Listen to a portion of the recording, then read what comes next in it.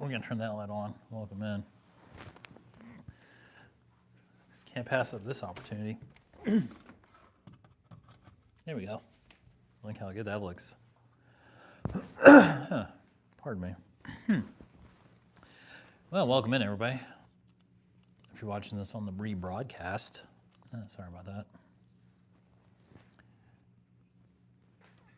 I'm coming to you live from Beverly Hills adjacent, Miracle Mile, Beverly Grove. What else? Mid-City. So since it's a live stream, we're gonna wait till some folks come in here. We're gonna talk about dreams. I think this would be a good. We should talk about dreams. I think it's a good time for that. Let's wait till we get some people in here. So I'm just gonna sit here and chill out until some people show up. It's a comments-based show. This is interactive. It's not really fun if I just talk into the void.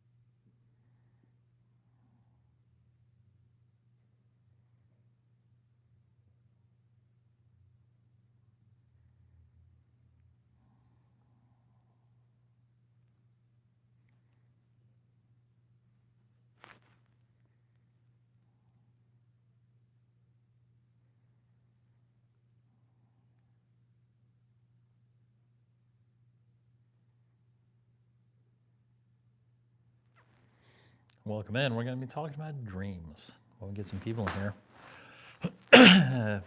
Welcome in. Tonight we're talking about dreams. Your dreams, my dreams, dreams in general. It's a comments-based show, so feel free. I'll respond to any comments. And welcome in. We're talking about dreams. And welcome in. We're talking about dreams tonight here on the JOHNiVERSE Live, coming to you from Beverly Hills. Miracle Mile, Beverly Grove, Mid-City, same place. Hey, what's up, Carlotta? We're talking about dreams. Feel free to share your dreams. I'll talk about my dreams. Dreams are important because, no, I'll talk about it. Yeah, dreams, it is what? Yeah, dreams are important. Like, obviously I'm older. So, hey, what's up, Winnie the Pooh and Piglet? Dreams are important because they're personal. Nothing's more personal than your dreams. And I don't mean like your dreams in the waking day, which are great, but I mean like your actual dreams when you go to sleep and you have a dream and it tells you something about yourself or it makes you feel a certain way about yourself. And I don't know about you guys, but I've had recurring dreams, some that I've had since childhood. I'm 49 years old now, and so I've had dreams that have recurred since I was a kid. And check out Wine. You should check out Wine. Yeah, dreams can be true. I have definitely had many dreams come true. Actually, literally, I've dreamt a thing, and then it's exactly occurred. That has happened. Honestly, I lost track of how many times that my actual dreams have come true. And when they first did, I thought it was totally bullshit. I was like, oh, people say, oh, my dreams are coming true, and then my dreams did start coming true, and I was like, uh-oh, like that's a thing. That's a thing that happens. But I was just talking to my buddy Con, and we were talking about our dreams, and so I have this one recurring dream. I'll share this recurring dream with you. It's maybe the one I had the longest that I started having since childhood. It was a prison break dream. And I didn't know that at first. Like when I first started having the dream, I was in school. And I was in a school in my dream and I could barely leave the classroom and I didn't know what was going on. And then over time, I started to think, man, this school, it kind of feels like more like a prison. It feels like there's something going on. So I started sneaking out of the classroom, and I was starting to explore other places in the dream. And he wanted to go on Disney cruise with Make-A-Wish. That's a good one. What age did I have to get real dreams, or is there? There's no age. Like it can happen whenever. Uh, do I support Trump? I do support Trump. Um, and so in this dream, I would start to get out of the classroom. You dream of $1 million and a bunch of hookers every night, but I haven't come true yet. Well, keep dreaming. Keep dreaming, a-hole. You got it. I believe in you. So I would start to get out of this classroom and start to explore.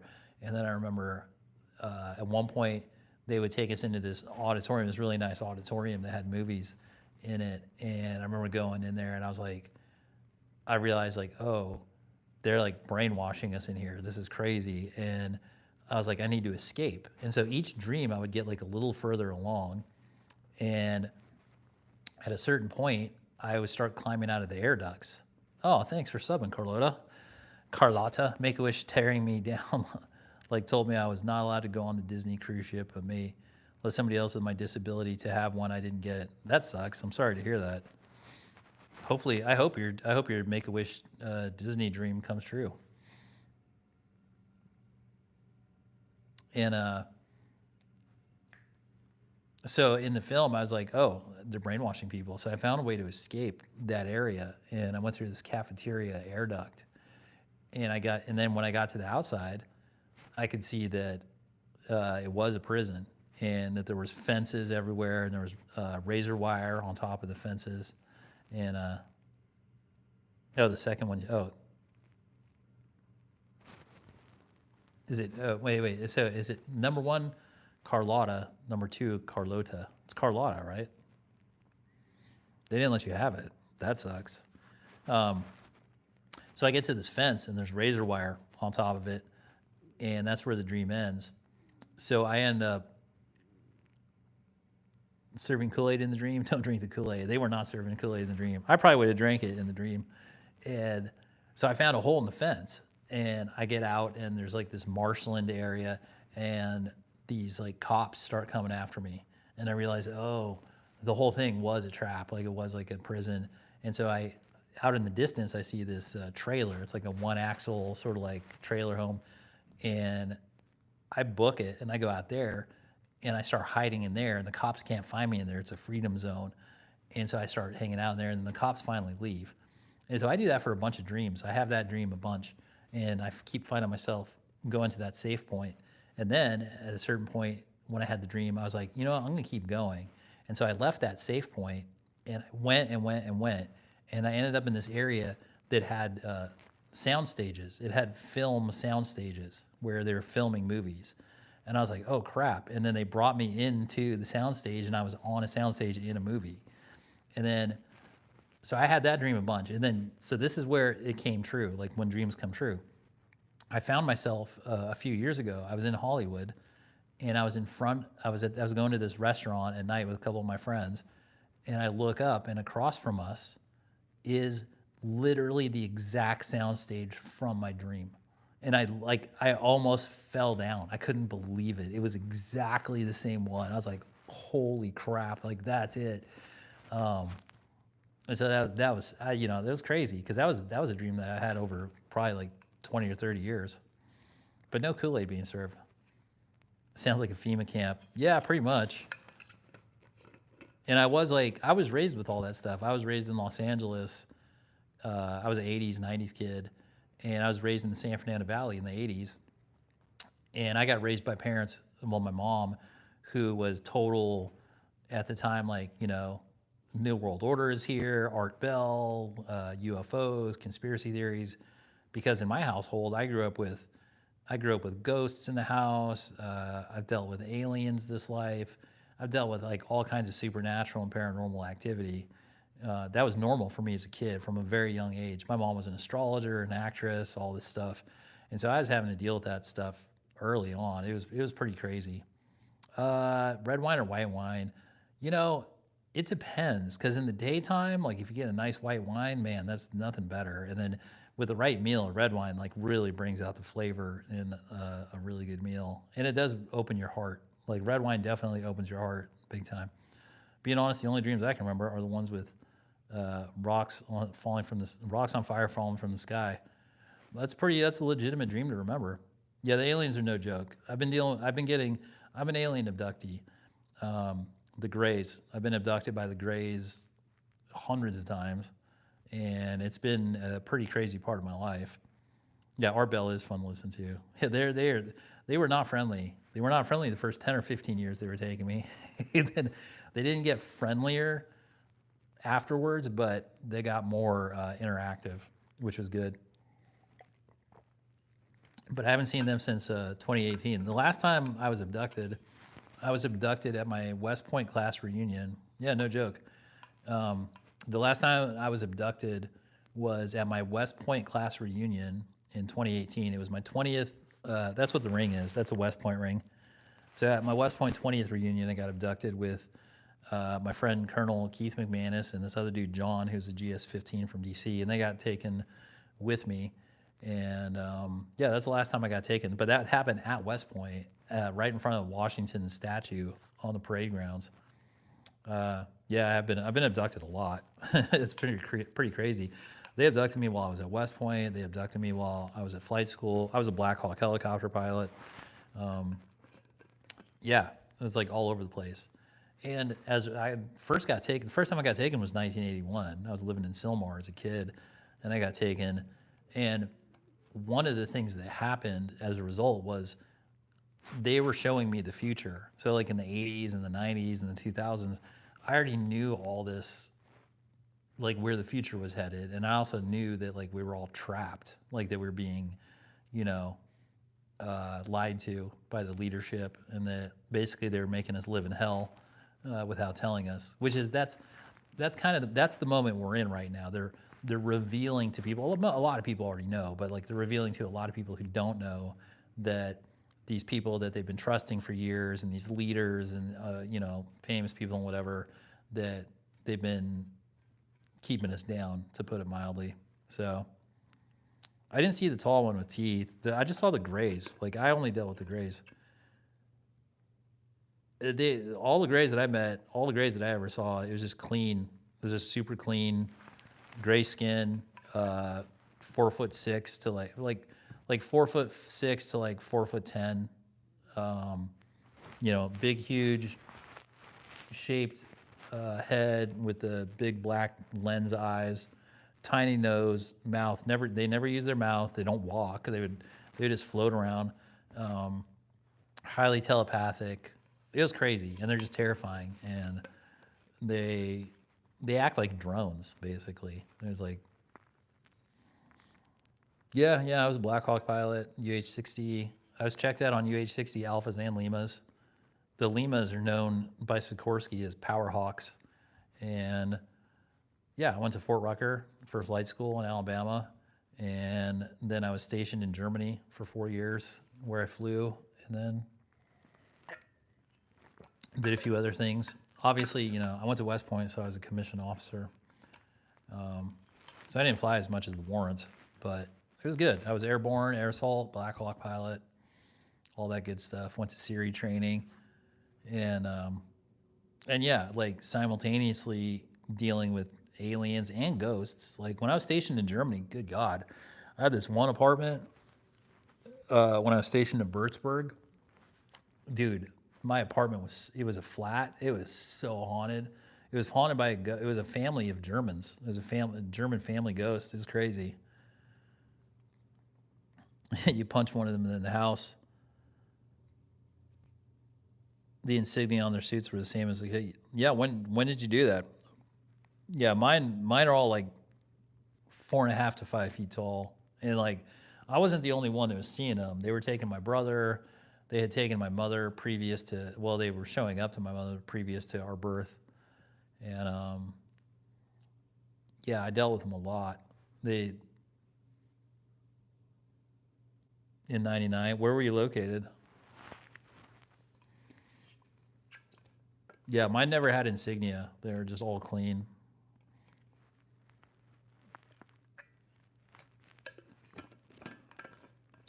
Oh, South Carolina? Yeah, I was stationed in Fort Jackson for 9 months. I went to school there. at Columbia. Which part of South Carolina?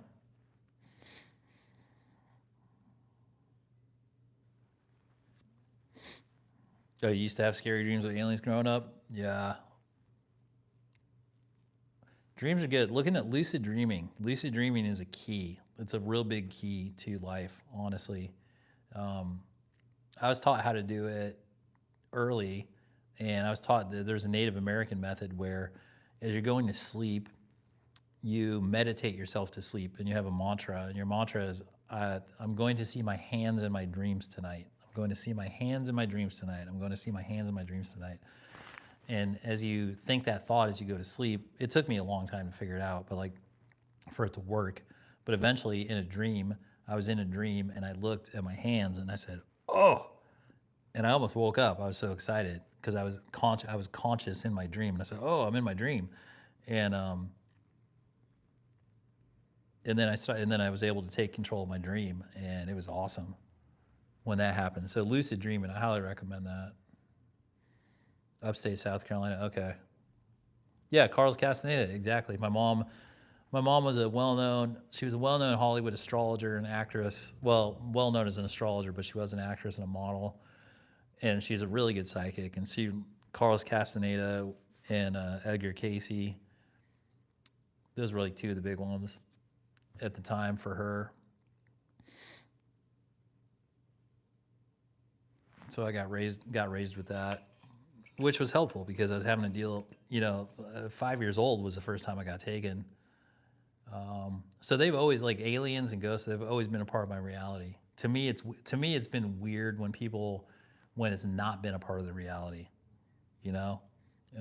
especially since now that we're in the YouTube era, where if you think about it, there have been literally hundreds of thousands of videos people have taken independently on all the different countries on Earth of UFOs.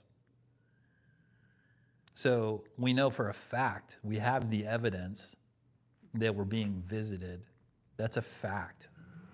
Literally hundreds of thousands of videos from all different parts of Earth, from all different people, just regular normal people, no conspiracy, and they're on YouTube. And when you think about it that way, that there are literally hundreds of thousands of videos confirming that UFOs are visiting the planet for decades.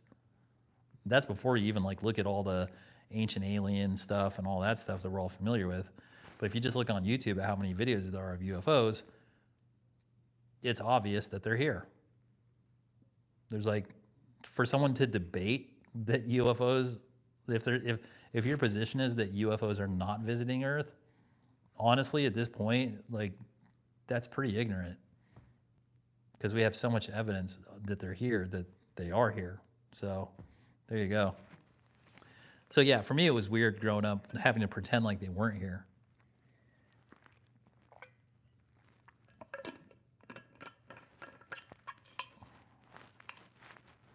But yeah, they were terrifying. I'm glad. I haven't seen one since I haven't seen one since my West Point reunion. Well, and I didn't see them when I got abducted in 2018 at West Point. I didn't see any of them.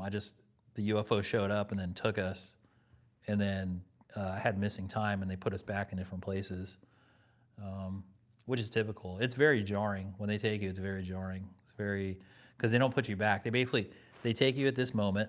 Right, it's like video. Look at your video editor. You have your video clip. It's like they hit the split button here when they take you, and then they take you, and you do a whole bunch of stuff, whatever you do. And a lot of times I'd wake up, and then they put you back like a split second later, and you're just like, oh.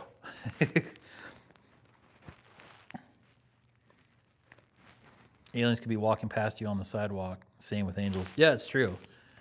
Yeah, well, and then honestly, that was what ended up happening was me dealing with all the aliens and all the other stuff. It ended up I could have gone victim, and I didn't. I said, no, you know what? This is my origin story. I was like, this is how I get my powers. And so it started strengthening me.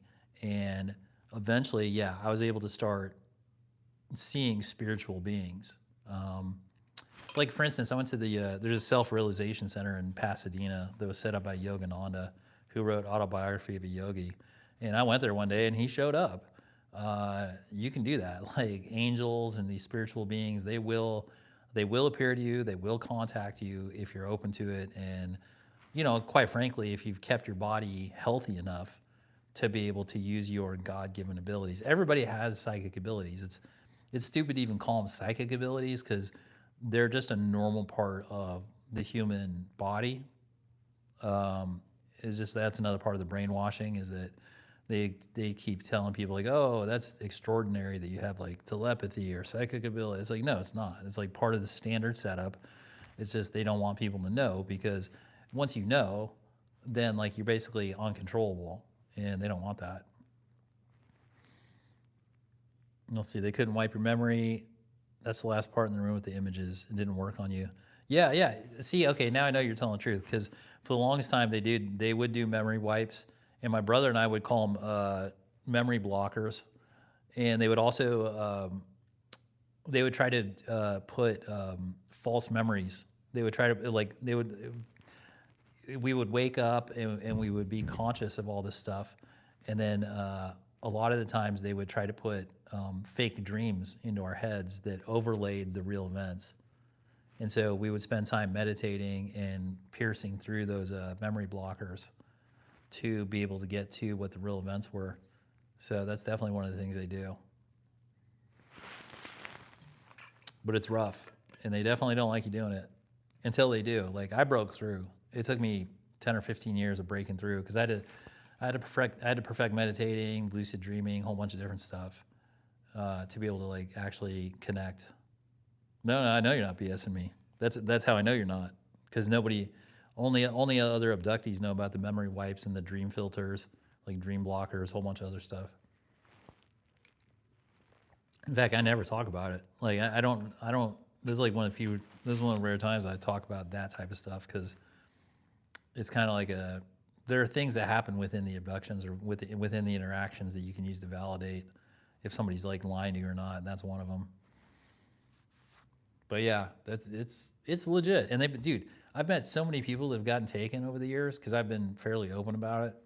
And dude, a ton of people have been taken. It was a whole program. I guarantee the government has. I don't think they had any control per se over the program, but they knew about it and they had agreements about it and they had some level of overwatch regarding the abductions. And because some people were, you know, in the first like 10 or 15 years, they were doing like a lot of biological collection for me and my brother and to other people that I talked to.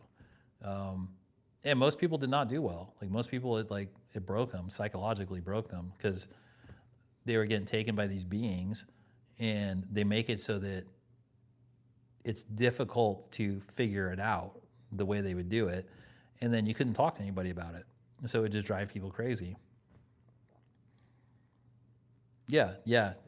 Early on, it was the same experience for me. It was like a nightmare that wouldn't go away. They were terrifying, absolutely fucking terrifying when they show up, and extremely traumatic. And dude, I woke up on ships a ton. I woke up on operating tables a ton. My brother did too, which made it extra. It almost would have been better if my brother hadn't been getting taken too, because then it wouldn't have made it real. It would have been like, oh, well, you know, you could just like consign it to whatever you want to consign it to, but it was just real. And yeah, it was super tough. Yeah, the last time I got taken was 2018, and I haven't even like felt it. They were telepathically linked to me for a very long time, and you know, for me, I'm like the anomaly. Apparently, I'm the anomaly because I was waking up on the abductions, I was communicating with them, and then not only did they take me at West Point, not only did they take me in the Army, but I worked on war planning staff for Iraq, for the Iraq War. I was in Heidelberg, Germany, and I was working for General Quinlan. And while I was in these top secret meetings, like planning the invasion of Iraq in the daytime, and then I'd go home at night and I would get abducted by these grays, and they were taking all the info off me. But yeah, like around 2018 was the last time I got physically taken, and I haven't even sensed them.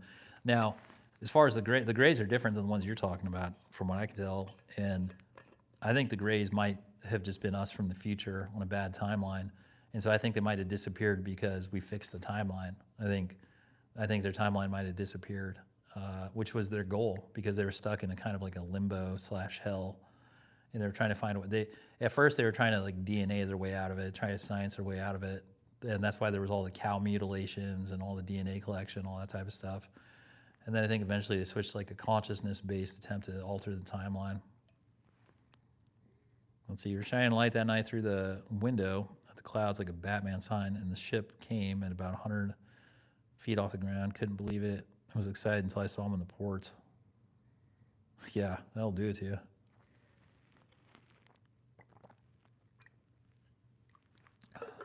Yeah, they're no joke. And honestly, they're like, part of the current, what they always showed me was, they showed me the future, and the future basically ends up looking like Star Trek. But they always told me that there was going to be this attempt by the New World Order to kill everybody, and they weren't sure if we were going to get through it. And that's what I've been working against. And right now we're on the timeline where we're on the anti-corruption timeline, where that's what Musk and Trump and all those guys are going through, and they're doing the anti-corruption. And we have to get through that phase before they can open it up to this larger reality, because humans have just been getting lied to our entire existence. Like we don't know our origin, we don't know where we come from. Like there's a whole bunch of questions, and all those things are used to keep us in ignorance, and we need to have those questions answered to lead to human liberation before we can deal with all the other bigger stuff. So, that, I don't know if that was the intention that they had when they started abducting me, but that's what I turned it into through force of will. I was like, nope, this isn't some bullshit. Like, I'm not just some dumb animal. I would like tell him, my brother told him too. I was like, we're not dumb animals. Like, we're real deal. And I tell him, like, I remember a couple times I woke up on the table and I looked at him and I just let him know. I was like, dude, God came down and was a human being and his name was Jesus. I was like, God chose our species to like be a human being. So don't treat us like dumb animals. I was like, because he proved that the human being is capable of divinity. And so if you're going to mess with me, like you think I'm a dumb animal, you're wrong. And like, there's consequences. Like you can't just use me as a science experiment, because, I'm not a dog.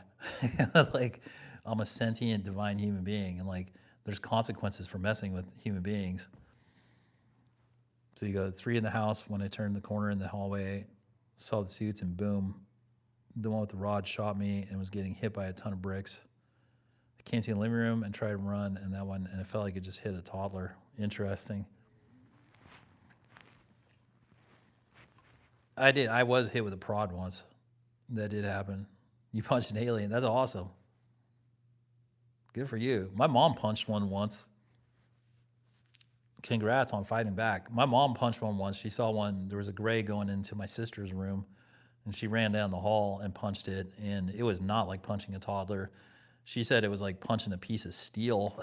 She like nearly broke her hand on the thing, and it like just like tossed her down the hall. But at least she tried to protect, one of us. But congrats, dude. You punched an alien? That should be the title of this live stream. So I punched an alien. All right, everybody. Well, I think that's pretty good. This is, starting off about dreams, which dreams are important. They help you process your reality, and they help you get your spiritual messages, and it's a clear space to understand what's going on with your life. And I highly recommend the practice of lucid dreaming, which is where you become conscious in your dream state. You get a lot more out of your dreaming. It makes your sleep really productive and efficient, and it helps your evolution. Highly recommend it. And, just for like real stuff. So everybody, thanks for tuning in. I appreciate your time and attention. And I like that we had this open discussion. I really appreciate you opening up about your alien experiences. I feel like moving forward, the more people like you and I who've had these extraordinary experiences, if we're just casually open about them, that other people, I think we're going to be pleasantly surprised how many other people have had these like, extraordinary experiences. And I feel like if we share them with each other, then evolution can happen for the species, and like good things can happen. So thanks everybody, and love having you here in the JOHNiVERSE, and I look forward to seeing you guys later. Take care.